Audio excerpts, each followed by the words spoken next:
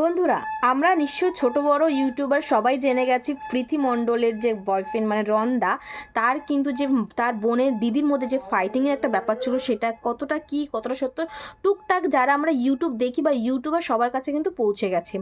এই video related কিন্তু তার দিদি মানে দীপিকা লাইফস্টাইল থেকে তার দিদি ফেসবুকে কিন্তু একটা ভিডিও শেয়ার করেছে, যেটা কিন্তু এগেইন দ্রুত গতিতে ভাইরাল হচ্ছে।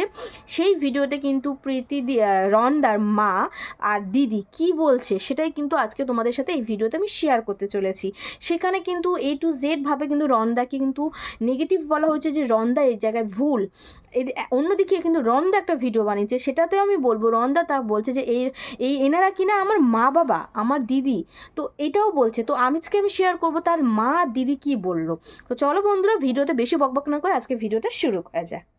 তো বন্ধুরা, ফার্স্টেই বলি, তার দিদি কিন্তু প্রথমে আগেই একটা ভিডিও শেয়ার করে দিচ্ছি। তার দিদি কিন্তু এটা ক্লিয়ার করছে যে আমি বটি দিয়ে কোপাতে যাইনি, বা আমি বটি দিয়ে মারামারি করতে যাইনি, বা এর ঘটনার যেটা হলো মারামারি, সেটা আমি রনকে মারিনি। তোমরা ভালো করে দেখলে এটা বুঝতে পারবে, আমি রনের থেকে ফোনটা নিয়ে নিতে চেয়েছি, কাটতে যাচ্ছিলাম, আমরা ওকে মারিনি। তোমরা ভিডিওটা পুরোটা ভালো করে দেখো, একবারের জায়গায় দুবারের জায়গায় 10 বার দেখো।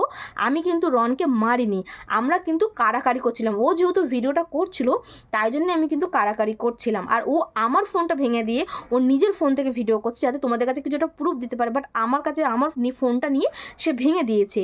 তো সে কিন্তু এটাও তার যে কাকিমাকে নিয়ে হয়েছিল, যে কাকিমার লেগেছে, কপাল ফেটে গেছে, 6টা স্টিচ পড়েছিল, সেই কাকিমাকে ফ্রন্টে রেখে সেও কিন্তু এটাও বোঝাতে চাইছে যে কাকিমা কি বলছে। কাকিমা যেটা বলার সেটা বললো, যে না ওরা মারামারি করছিলো, আমি বাই মিস্টেক চলে এসেছি, আমায় মারিনি, আমরা আঘাতে ওরা মারামারি করছিলো সেটাতে আমার লেগেছে।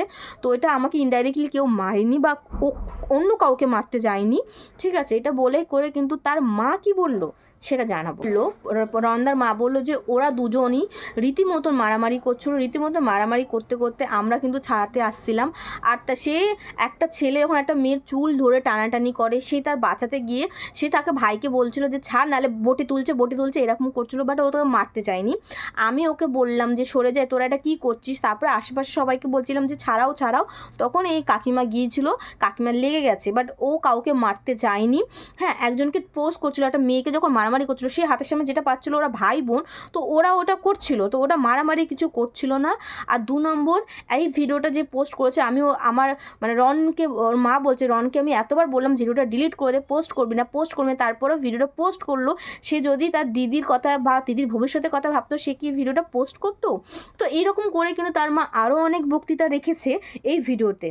তারপরে ওইটাও বললো যে ওর যে এই জায়গাটা যে কাটা, সেটা ও যখন ওর দিদি চুল ধরে টানাটানি করছিল, তখন কিন্তু ওর দিদি যখন চুলটা এরকম ছাড়াচ্ছিল তখনই ওর দিদির নখ দিয়েই কিন্তু এই জায়গাটা স্ক্র্যাচ হয়ে গেছে। সেটাও কিন্তু ওর দিদি আর ওর মা এটা ক্লিয়ার করেছে যে হ্যাঁ, যেহেতু ম্যাসিভ মারামারি শুরু হয়ে গেছিলো একটা অন্য একটা কারণ নিয়ে, সেই জন্যে কিন্তু আজকের এই হাতাপাইটা। তো এইটাই হচ্ছে অ্যাকচুয়ালি মেন কারণ। আরও অনেক রকম ভিডিও যা হয়তো অনেকে দেখে নিয়েছো, তো আমি পুরোটা শেয়ার করতে চাইছি না। যাই হোক বন্ধুরা, তোমাদের কিন্তু একটা মন্তব্য শেয়ার করো, আমার ভিডিওগুলো তোমাদের কেমন লাগছে সেটাও কিন্তু কমেন্ট করতে ভুলো না। তো চলো বন্ধুরা, টাটা, দেখা হচ্ছে অন্য কোনো ইন্টারেস্টিং ভিডিওতে। বাই।